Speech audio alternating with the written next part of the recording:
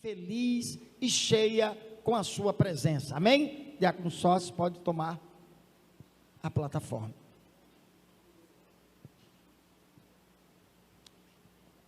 Estenda as mãos na direção de Sóstenes, por favor, nosso diácono Sóstenes. Pai bondoso e amado, estamos diante da tua presença nesta hora e te pedimos, ó Deus, que a tua misericórdia o alcance, que o Senhor use toda a sua instrumentalidade. Fala, Pai, que os teus filhos estão aqui para te ouvir, e é a tua palavra, Pai, que é o nosso guia. Por isso nós estamos com as nossas mentes e os nossos corações preparados.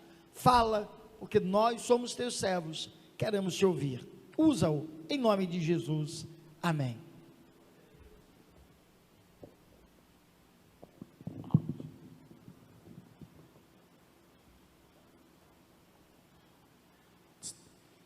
Também vos saúdo com a graça e a paz de Jesus.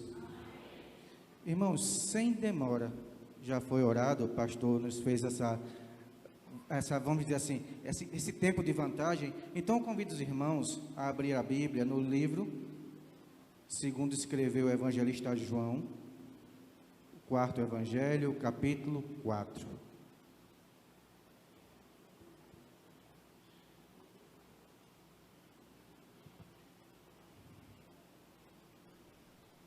Evangelho de João, capítulo 4, texto bem conhecido de todos.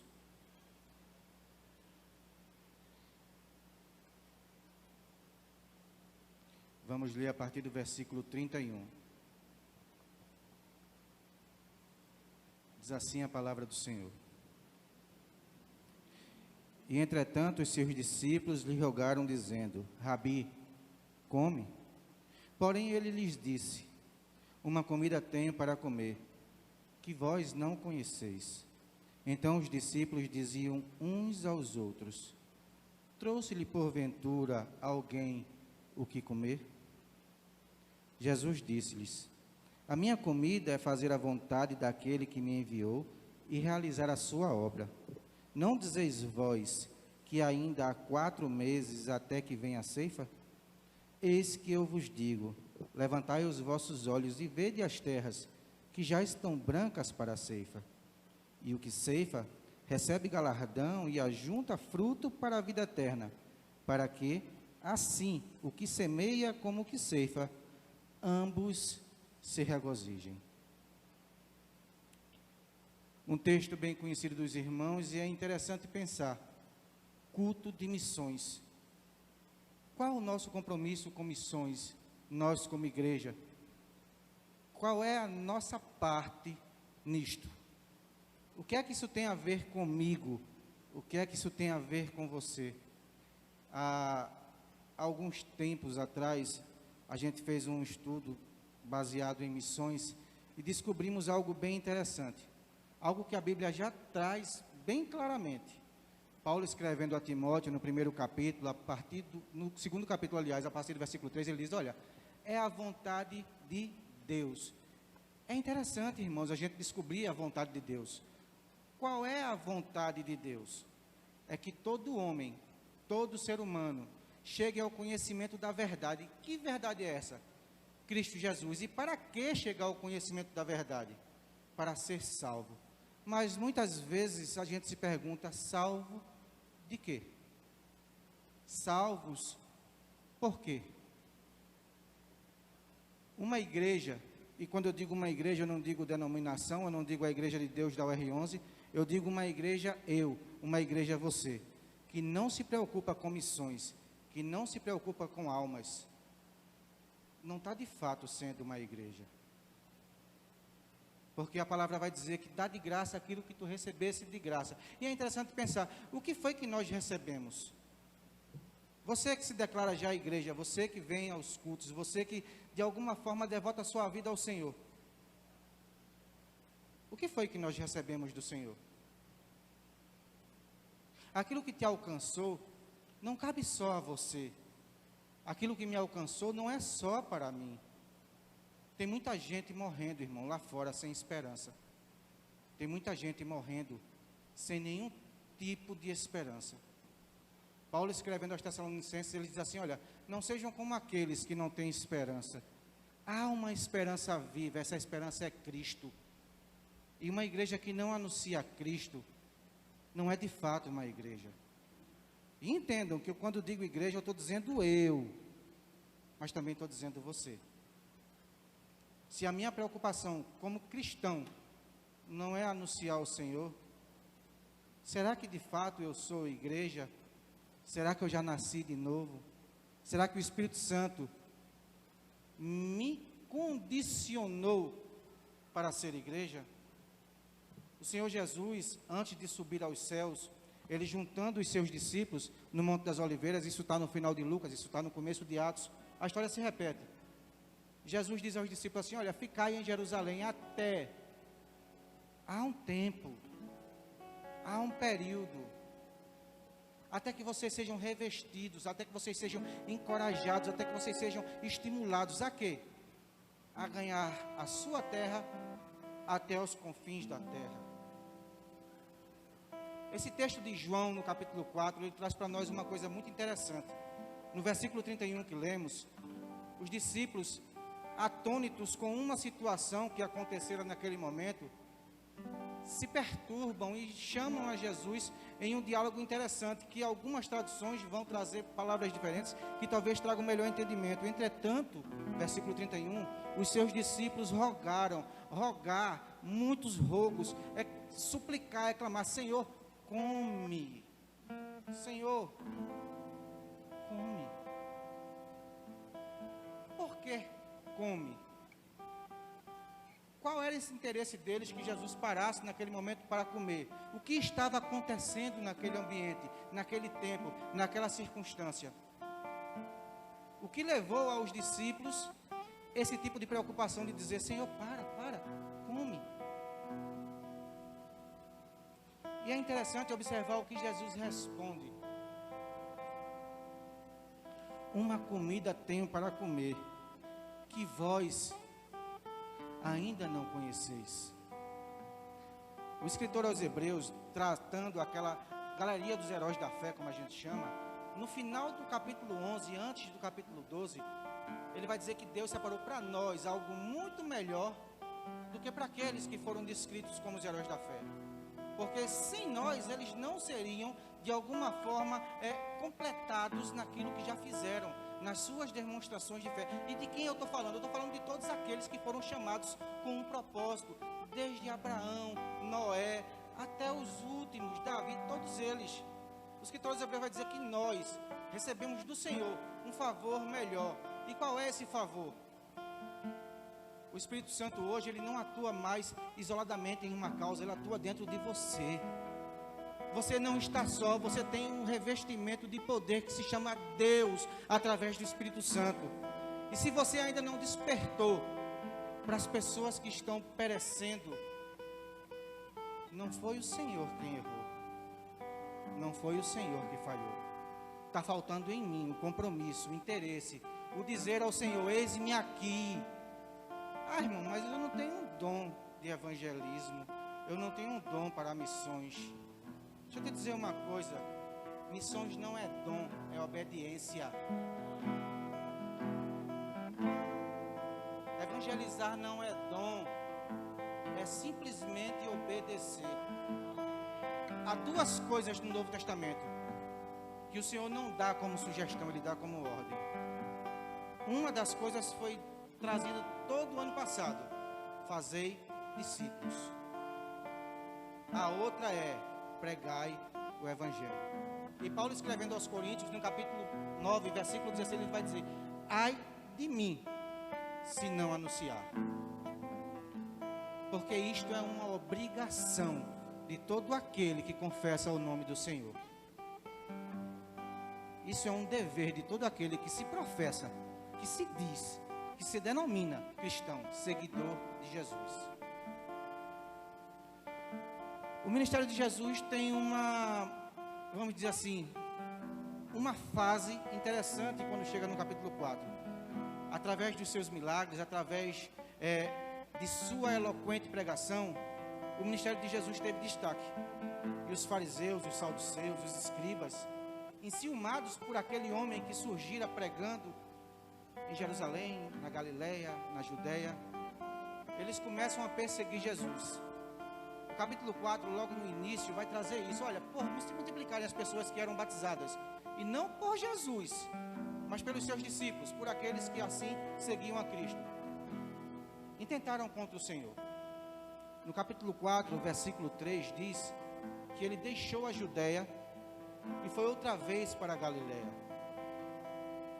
No verso 4, diz que era necessário passar por Samaria. E eu queria que você repetisse. O pastor aqui tem feito algumas vezes esse tipo de coisa, eu acho interessante. Isso é didático. Repete comigo: é necessário passar por Samaria. É necessário. E o que é necessário? Será que não tinha outro caminho? Se vocês pegarem alguma Bíblia de estudo, ou até o Google, vocês olharem os mapas daquela região no tempo de Jesus, vocês vão ver que tinham outras opções. Tinham caminhos melhores. Se eles fossem pelo Vale do Jordão, era um caminho com água, era um caminho com sombra. Se eles fossem pelo Mar da Galileia, se eles descessem para a rota marítima, que eram os portos, o local do comércio, eles teriam menos risco de assalto, eles teriam menos perigos. Mas Jesus disse: é necessário passar por Samaria.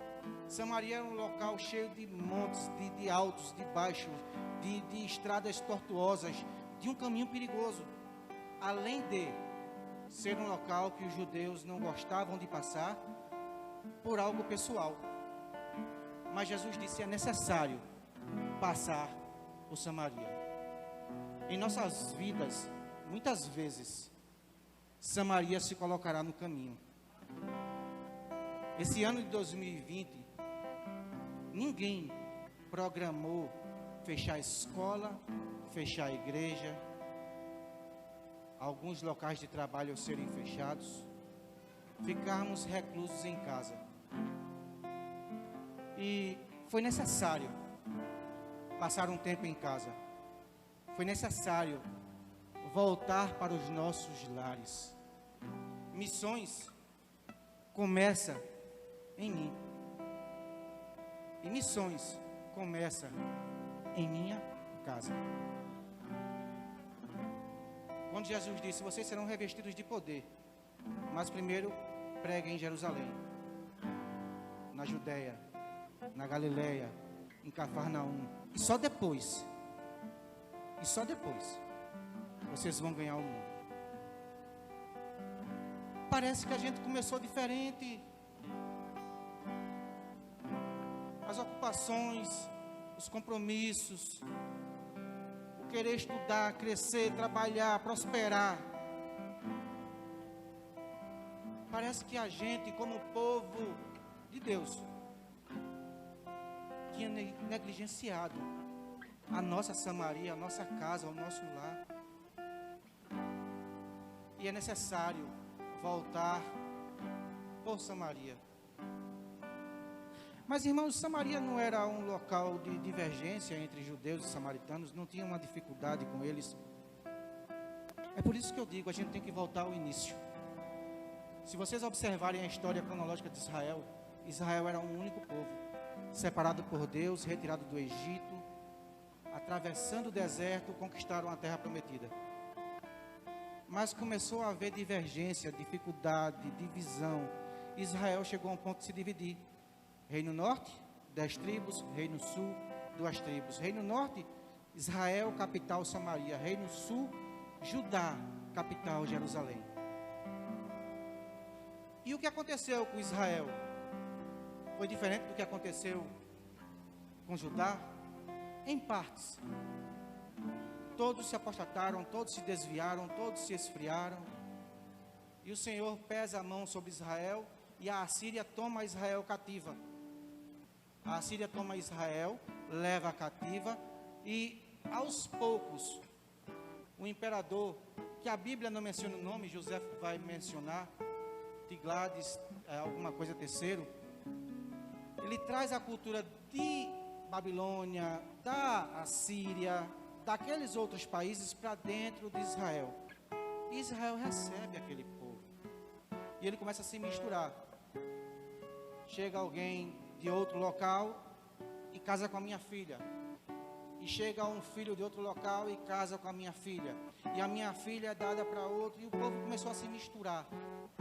Israel chegou a um tempo que não cultuava mais a Deus, mas a deuses, porque a cultura estava muito misturada, a religião estava muito misturada, a vida daquele povo estava muito misturada. E dentro dessa perspectiva que iniciou lá em 2 Reis, no iníciozinho do livro, o povo de Judá começou a se achar com uma casta melhor. Olha, eu sou da igreja de Deus, eu não sou igual a esse povo aí de fora. A igreja tal, a igreja tal, a igreja tal é diferente. E nisso, o povo samaritano, que ainda servia a Deus, tomou para si o mesmo direito. Não, nós somos melhor do que os judeus. Então o samaritano não falava com o judeu não falava com o samaritano. E aí, se a gente for tratar pontos dessa história, a gente vai ver que teve muita coisa, muita coisa. Mas o princípio foi nisso. Foi que o povo de Israel se dividiu, se corrompeu, e eles não respeitavam mais uns aos outros. Jesus, chegando por volta da hora sexta, numa cidade chamada Sicar, em Samaria, está aqui no texto do capítulo 4 de João, ele encosta-se a um local que tinha um poço, que Jacó mesmo fez para dar de herança a José. Foi um pedaço da terra que ele deu a José, seu filho preferido, aquele que teve sonhos. E uma mulher, por volta da hora sexta, vinha retirar água. Alguém aqui não sabe o que é hora sexta? Levanta a mão, por favor. Se todos sabem, eu passo. Se não sabem, eu digo. É por volta de meio-dia, a hora que o sol estava mais quente. As caminhadas eram feitas a pé e Jesus estava com muita sede. Encostou-se ali, próximo daquele local que tinha um poço. E seus discípulos foram dispersos para que pudessem comprar alimentos. Vindo uma mulher, Jesus disse: olha, dá-me de beber. Dá-me um pouco de água. E a mulher, reportando-se àquela cena, disse assim: olha, não és tu judeu? Em outras palavras, o que ela estava dizendo: tu não tem direito de falar comigo, tua classe é mais baixa, tu é alguém inferior, eu não te reconheço como gente. Como é que tu se dirige a mim para falar comigo, eu que sou mulher samaritana? E Jesus diz a ela: olha, se tu soubesse, se tu soubeste, quem fala contigo. Talvez você nessa tarde achou estranho: olha, eu fui à igreja de Deus porque eu gosto do pastor pregando, e o pastor botou outra pessoa para pregar. Entenda, não importa quem está aqui, o que importa é o que está sendo falado. O Senhor te visita nessa tarde dizendo: se tu soubeste quem fala contigo. Não deixa passar o momento da tua visitação. Se tu soubeste quem fala contigo, tu me pedirias água. E a mulher olha para ele, talvez estranhando, e diz assim: tu não tem nem com que tirar. Como é que tu vai me oferecer água? E Jesus disse: olha, a água que tu me dá, a água desse poço, as pessoas vão beber, mas vão tornar a ter sede. A água que eu te der, rios de águas vivas se tornarão dentro de ti, e tu nunca mais terás sede. Nunca mais tu vai ter sede.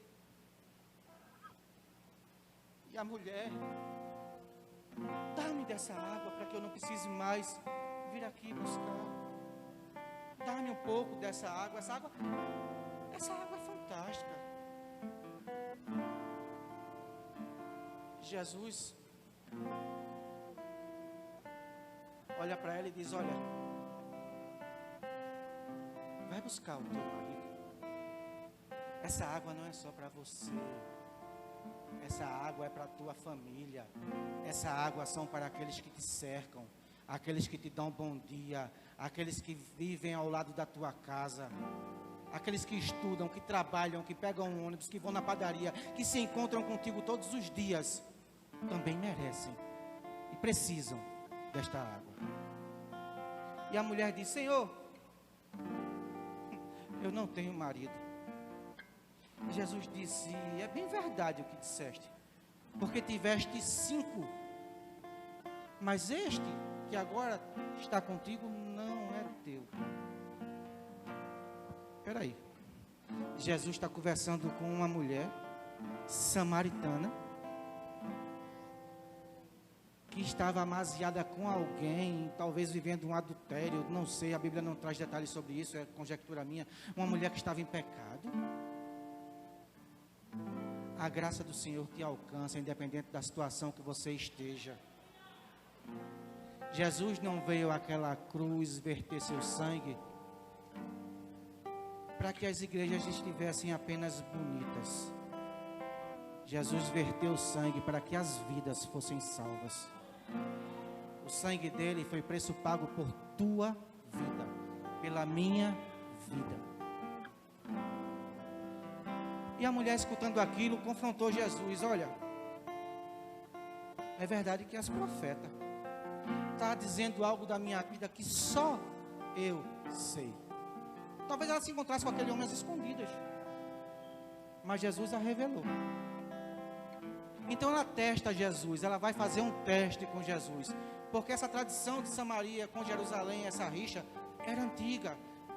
E em Samaria, por não ir a Jerusalém prestar culto, porque não eram aceitos, eles construíram um templo no Monte Gerizim, aquele mesmo monte que Moisés teve a visão do Senhor, construiu as tábuas da lei. Samaria tinha um templo lá no Monte Gerizim. E ela diz a Jesus: olha, os nossos pais nos ensinaram que o local de adoração é aqui no Monte Gerizim. E vocês que são judeus dizem que o local de adoração é em Jerusalém. Aonde é que a gente deve cultuar? É em casa através da internet ou é na igreja? É nessa igreja ou é noutra igreja? Jesus responde àquela mulher, ele diz: olha, chegará o tempo e a hora vem, em que nem neste lugar, nem naquele lugar, nem em outro lugar, nem em casa, nem na igreja. Como assim, Jesus? Não tem um local certo para adoração? Ele continua falando, ele diz: a hora vem, e agora é. Chegou a hora. Que hora? Em que os verdadeiros adoradores, somente os verdadeiros, se tem verdadeiro é porque tem falso. Chegou a hora em que os verdadeiros adoradores. Mas espera aí, verdadeiros adoradores. A gente estava falando de que há pouco? Sobre missões. Eu venho para o culto da festa das mulheres. O culto da festividade dos homens, eu venho. E o evangelismo na sexta-feira, quando recomeçar, eu venho. O evangelismo hoje vai ser lá na rua tal. Eu vou. O evangelismo na fila da padaria, na fila do ônibus, na minha casa, no comércio, na rua, eu tenho feito? Eu tenho dito ao meu irmão, à minha amiga, ao meu amigo, ao meu vizinho que não tem Cristo, que Jesus é bom, que Jesus o ama? Chegará o tempo, e agora é, em que os verdadeiros adoradores, adorarão o Pai em espírito e em verdade.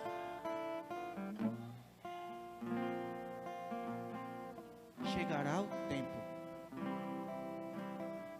Aí Jesus diz: já chegou. Mas o Cristo, quando vier, eu sou. Eu sou, mulher, o que tu tem procurado. Eu sou, homem, o que tu tem procurado. Eu sou a tua resposta. Tu tem orado, pedido, buscado. Chegou a tua hora. Não deixa para amanhã aquilo que você pode fazer hoje. A tua decisão hoje pode mudar a tua vida inteira. E a mulher saiu de perto de Jesus.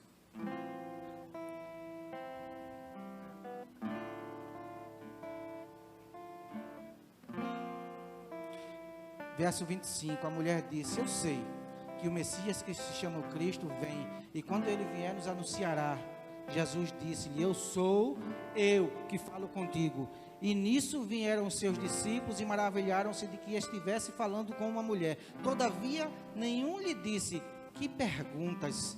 Ou, por que fala com ela? Deixou, pois, a mulher o seu cântaro e foi à cidade. E disse àqueles homens: vinde e vede um homem que me disse tudo quanto tenho feito. Porventura não é este o Cristo? Saíram, pois, da cidade e foram ter com ele. Neste momento, neste interim, quando aquele povo começa a vir a Jesus, quando aquele povo entende que não podia ficar do mesmo jeito, os discípulos começam a dizer: Senhor, come. Ele não escuta. Vai lá, André. Senhor, come. Por favor, Senhor, come. Ele não continua sem escutar. Judas, vai lá. Judas também estava lá, viu? Senhor, foi caro, Senhor. A gente comprou. Come, Senhor. Come, Senhor. E ele diz: a minha comida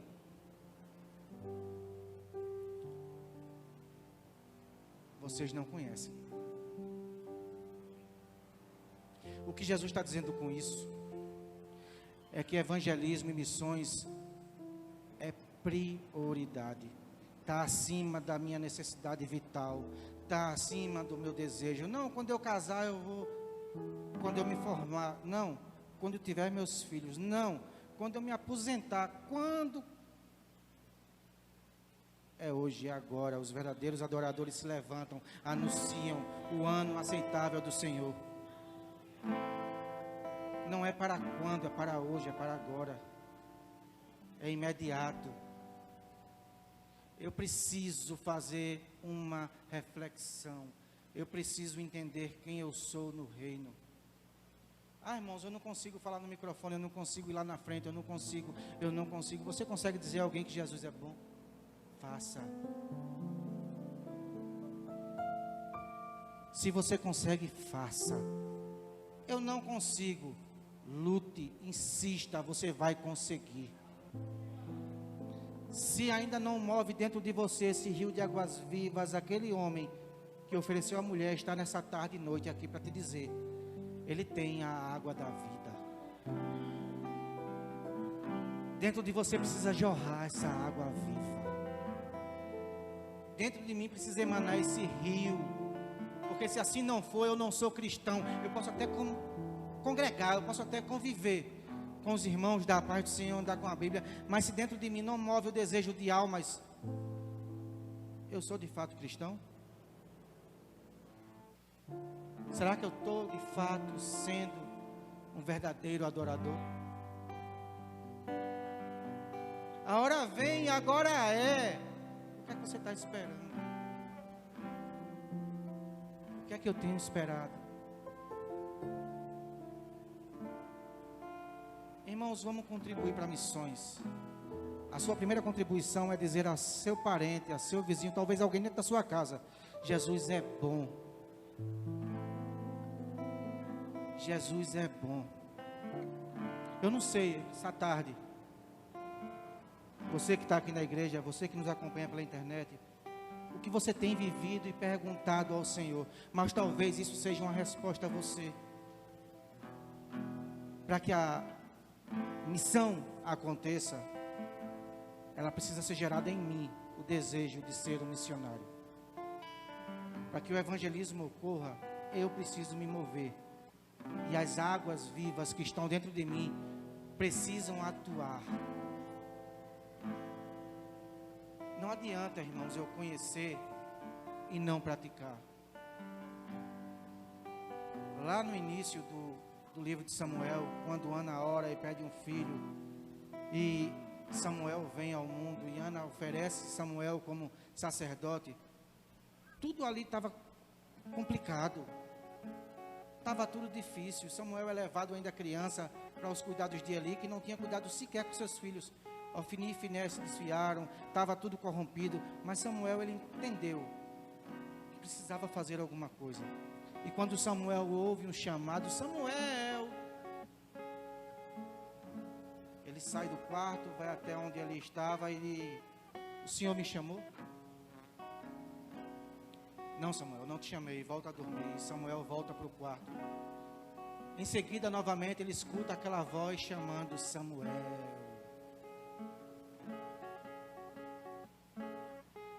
Deus visita o quarto de Samuel, o local secreto, aonde Samuel repousava, onde Samuel deitava. A presença do Senhor se fez marcante naquele lugar. Samuel não entendeu e saiu do quarto para buscar a resposta.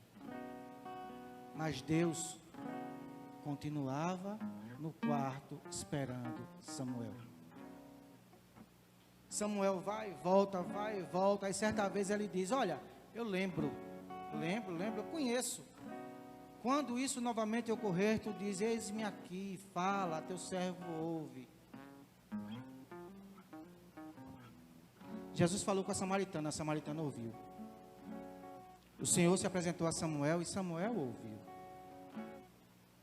Será que eu tenho ouvido nessa tarde a voz do Senhor? Será que o que o Senhor tem falado é comigo? Talvez o nome não seja Samuel, seja o seu nome.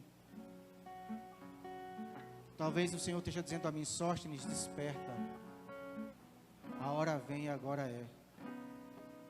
Talvez o Senhor esteja dizendo a você com o seu nome: desperta. A hora vem e agora é.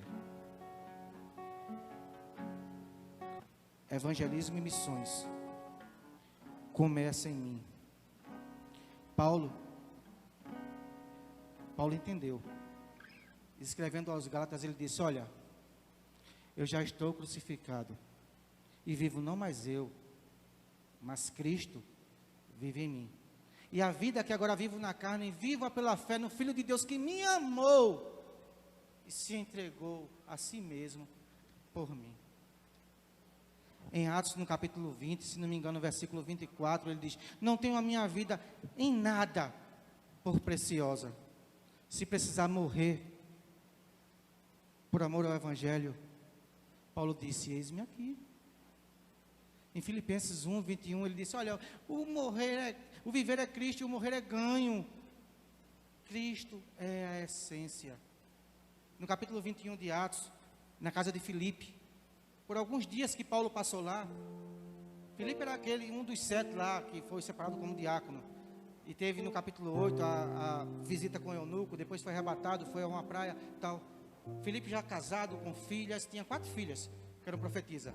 Paulo estava na casa de Filipe, talvez em uma congregação local, e precisava viajar, talvez as malas já estivessem prontas, mas ali se demorando um pouco, chegou alguém para visitá-los, um profeta por nome Ágabo. E chegando lá, pegando um cinto que estava solto em meio às coisas, talvez pendurado, ele ata os pés e as mãos. Ele diz: olha, o Espírito Santo me diz que em Jerusalém o dono desse cinto será amarrado e levado para a morte. Os discípulos percebem que aquele cinto era de Paulo e se comovem e começam a clamar: Paulo, Paulo, não vai, não vai, não vai. E Paulo diz: por que vocês perturbam tanto o meu coração? Porque vocês, de alguma forma, tentam impedir a vontade do Senhor na minha vida. O Senhor me chamou, e eu reconheço esse chamado, e eu vou aonde o Senhor me enviar. Para que esse nível de Paulo possa alcançar a minha vida e a sua, precisamos ter o início. Começa dizendo: Jesus te ama. O tempo já se foi, e eu queria fazer algo diferente nesta noite. Começamos à tarde, já é noite. Eu não acredito que por causa das minhas palavras ou de alguém que prega, alguém se converte. Eu acredito que isso é um ciclo. Paulo vai dizer que um semeia, outro rega, mas Deus é quem dá o crescimento. Se você chegou aqui nessa tarde é porque alguém te convidou, alguém disse que Jesus te ama, alguém disse que tinha lugar para você aqui. Talvez alguém até te deu carona, apertou tua mão quando você chegou, recebeu você e você chegou neste lugar. Eu queria convidar a igreja a ficar de pé e neste momento eu faço um desafio com vocês. Durante todo esse tempo que a gente esteve junto, a pessoa que estava atrás olhou para você, porque você está no caminho entre o altar e essa pessoa. Então eu queria que você virasse de costa e visse a pessoa que está atrás de você, e em um breve momento perguntasse: quem é você? Como é seu nome? Se já conhece, tudo bem. Se não, se conheça, veja quem está ao teu lado, conversa com ele, conversa com ela.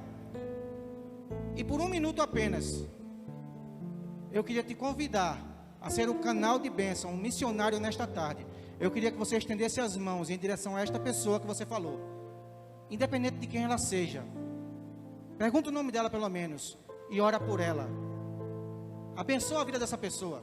Eu não sei o que ela veio buscar, eu não sei o que ela veio pedir, mas ora por ela, abençoa a vida desta pessoa. Procura saber quem ela é e ora. É neste momento você fazendo missões. É neste momento você abençoando alguém. Você que está em casa, ora por alguém que está com você. Ora por teu vizinho, ora por tua vizinhança. Faz esse momento de oração, ora por alguém que veio, que está aí na igreja, que está perto de você, e que muitas vezes você não sabe quem é.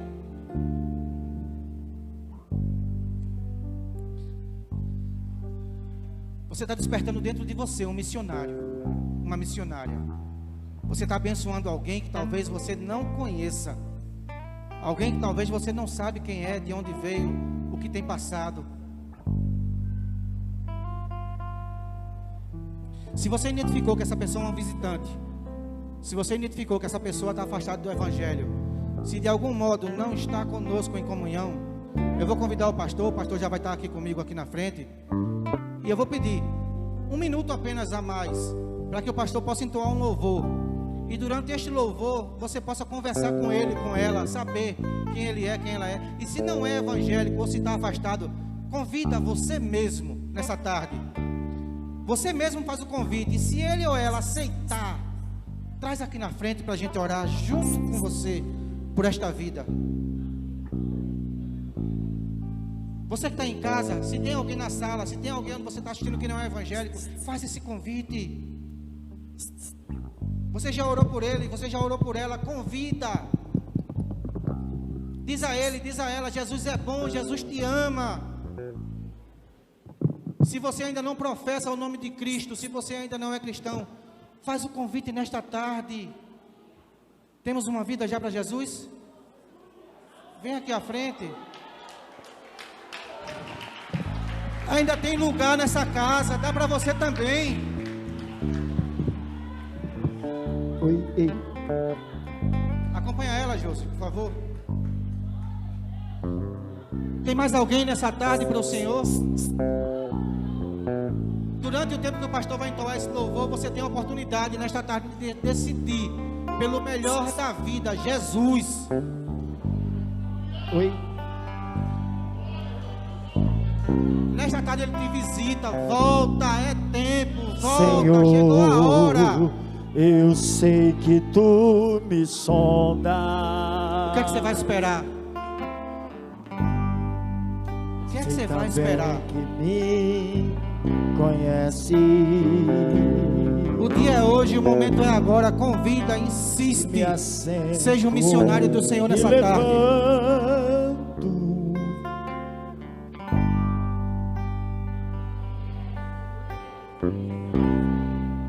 Seja um missionário, uma missionária do Senhor nessa tarde. Volta. O Senhor te chama, volta. Tem coragem, toma uma decisão. Dá um passo de fé, um passo firme.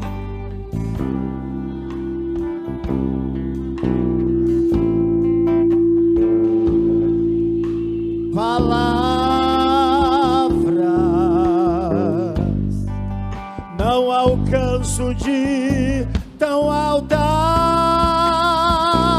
Senhor.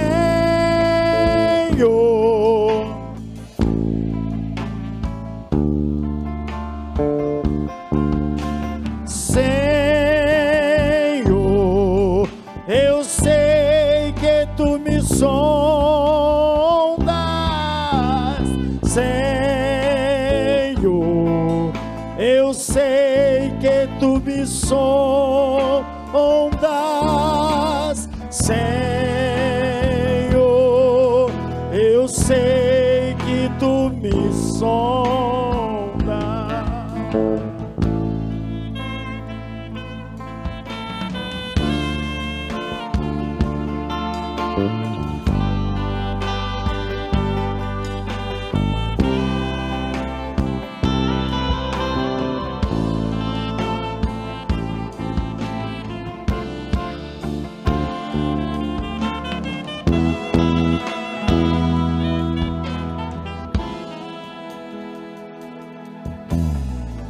Deus, tu me cercas em volta,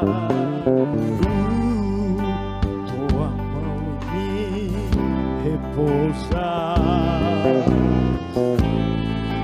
tal ciência é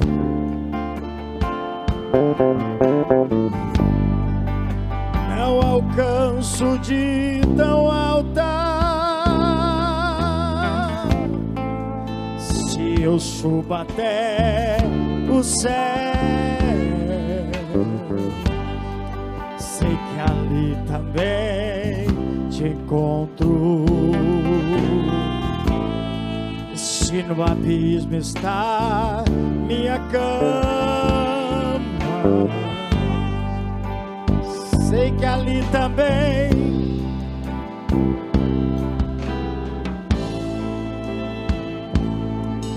eu sei que tu me Senhor, eu sei que tu me sondas, Senhor, eu sei que tu me sondas,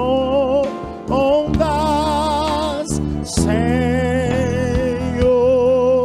eu sei que tu me sondas. Diga, ama, Senhor, eu sei que tu me amas, Senhor,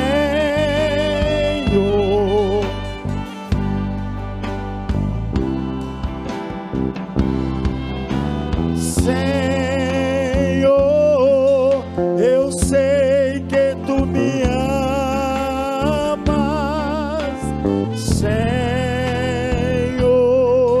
eu sei que tu me amas, eu sei que tu me amas, eu sei que tu me amas.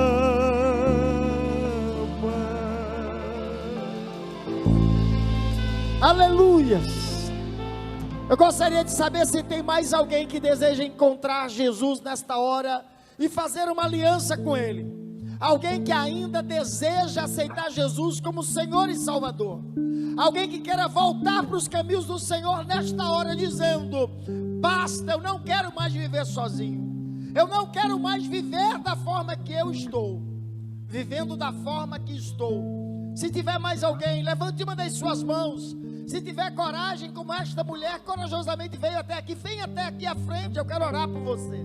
Se está na rede social, se você deseja entregar-se ao Senhor Jesus, ou voltar para Ele, envie agora uma mensagem dizendo: eu não vou sair daqui sem esse Jesus. Temos mais alguém? Onde está a segunda pessoa no nome de Jesus?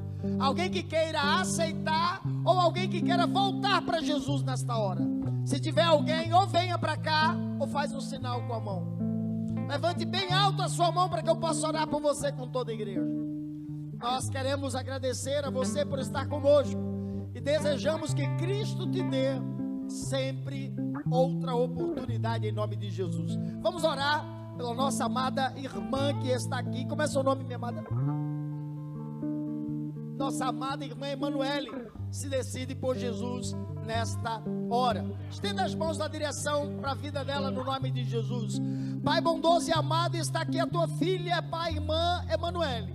Pedimos, ó Deus, que nesta hora, Pai, os seus pecados sejam perdoados. Pai, que ela possa ter o seu nome escrito no livro da vida. Deus, ela entra em aliança contigo. Ela responde, Pai, favoravelmente a graça que o Senhor derramou sobre a vida dela. Pai, olha, está aqui, ó Deus, o resultado, ó Deus, de alguém que dá ouvido à tua voz. Arrependida, ela te confessa e te pede, ó Deus, que o Senhor coloque sobre ela o selo de propriedade. Ela é tua E a palavra de Deus diz que nenhum daqueles que vem ao Senhor, o diabo vai tirar, Pai, das tuas mãos. Por isso nós te pedimos, firma os seus pés, mas que ela possa, Pai, ir nesta decisão até o fim, até o dia, Pai, que os céus vão se abrir, a morte será vencida, e nós vamos passar a eternidade contigo, na companhia tua. É o que desejamos, em nome e por amor de Jesus. Pai, nós te pedimos nesta hora, Pai, uma recuperação abençoada para o teu servo Diácono Amaro, Pai, que o Senhor possa cicatrizar aquela cirurgia, que ele possa estar aqui logo dizendo, como os teus filhos têm dito: só o Senhor é Deus, somente Deus é o Senhor. Ajuda cada família aqui representada. Obrigado, Deus, por cada família aqui presente, Pai, que eles possam serem abençoados essa semana. Dê-lhe livramento, abre as portas, ajuda, Pai, os casais desta casa. Nós te pedimos a tua bênção e a tua graça, em o nome por amor de Jesus, amém e amém. Levante suas mãos, que a graça do nosso Senhor e Salvador Jesus Cristo, que o amor de Deus, a comunhão e a consolação do Divino e Santo Espírito, seja com você e toda a sua casa, desde agora e para todo sempre. A Igreja Vencedora diz: por favor, irmãos, sente, por favor, todos sentados. Nós vamos pedir que